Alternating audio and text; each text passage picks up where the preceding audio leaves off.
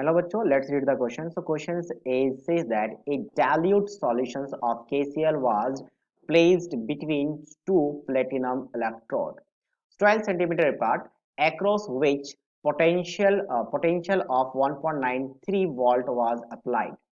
How far in centimeter could K positive ion move in 20 hour at 25 degrees Celsius?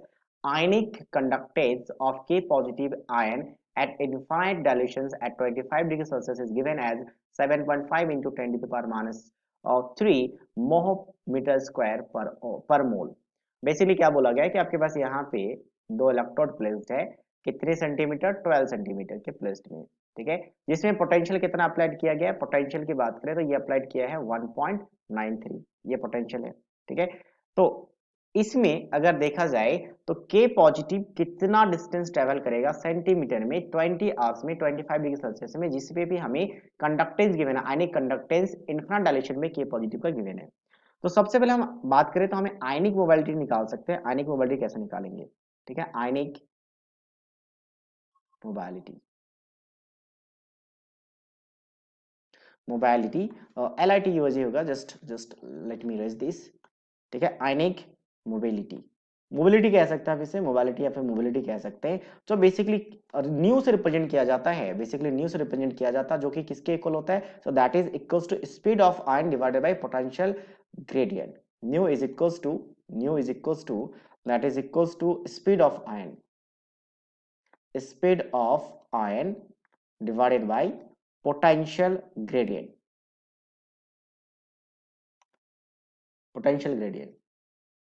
ठीक है. Basically हमें निकालना क्या है, डिस्टेंस निकालना है. और अगर मैं बात करूं स्पीड, तो स्पीड कैसे डिफाइंड होता है. So speed is basically distance upon time. So distance S मान लेते हैं अपॉन टाइम, और टाइम क्वेश्चन में गिवन है. टाइम आपको 20 आवर्स है, जिसको हमें कन्वर्ट करना है सेकंड में. तो 20 आवर्स को सेकंड में कन्वर्ट करेंगे तो 3600 से मल्टीप्लाई हो जाएगा, सेकंड में आ जाएगा. तो ये आपका सेकंड है. तो डिस्टेंस अपॉन टाइम, टाइम से मैं डायरेक्टली वैल्यू रख देता हूं, आपके पास ये वैल्यू है टाइम का, ठीक है. साथ साथ में अगर मैं बात करूं यहाँ पे, तो आपका पोटेंशियल ग्रेडियंट कितना गिवन है. तो पोटेंशियल ग्रेडियंट क्या होता है, जो आपके पास जितना पोटेंशियल अप्लाइड किया है पर यूनिट लेंथ, तो लेंथ सेंटीमीटर में है, उसको मीटर में कन्वर्ट कर लेते, क्योंकि यहाँ पे आपके पास देखा जाए तो जो आयनिक कंडक्टेंस है वो मीटर स्क्वायर में है, ठीक है. तो अगर मैं लेंथ को मीटर में कन्वर्ट करूंगा तो क्या हो जाएगा, 12 से 100 से डिवाइड कर दूंगा तो ये मीटर में आ जाएगा 0.12 मीटर. और पोटेंशियल ग्रेडियंट डिफाइन कैसे करते हैं, तो पोटेंशियल ग्रेडियंट डिफाइन किया जाता है पोटेंशियल पर यूनिट लेंथ. तो पोटेंशियल 1.93 है और पर यूनिट लेंथ का मतलब 1.12 आ जाएगा. अब यहाँ पे आयनिक मोबिलिटी कैसे डिफाइन करेंगे, तो जो भी आयनिक कंडक्टेंस है इन्फिनिट डायलेशन में, वही तो आयनिक मोबिलिटी होगा. सो दैट मींस हम इस वैल्यू को किसके इक्वेट कर सकते हैं, that is equals to this value, ठीक है. अच्छा, लेकिन यहाँ पे कितना चार्ज पर यूनिट, आपके पास आयनिक मोबिलिटी क्या हो जाएगा, जितना कंडक्टेंस है that is per unit charge pass. तो हम यहाँ पे एक फ्राइडे 1 मोल मानेंगे, पर मोल लिखे हैं, तो पर मोल का मतलब एक मोल में एक फ्राइडे का चार्ज होता है, जितना आपके पास 96500 हो जाएगा. सो दैट मीन्स जितना आपके पास यहाँ पे कंडक्टेंस है पर यूनिट चार्ज होता है, तो पर यूनिट चार्ज का मतलब हम यहाँ पे कितना चार्ज है, ये चार्ज 96500, तो इसको डिवाइड कर लेते हैं तो 96500.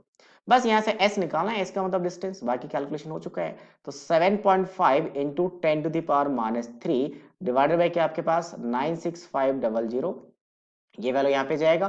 तो ये 20 और 3600 मल्टीप्लाई हो जाएगा.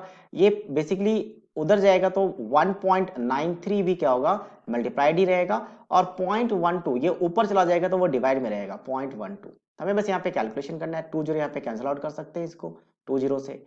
तो अगर मैं इसको कैलकुलेट करूंगा तो ये कैलकुलेट करने के बाद आ जाता है 0.09 मीटर.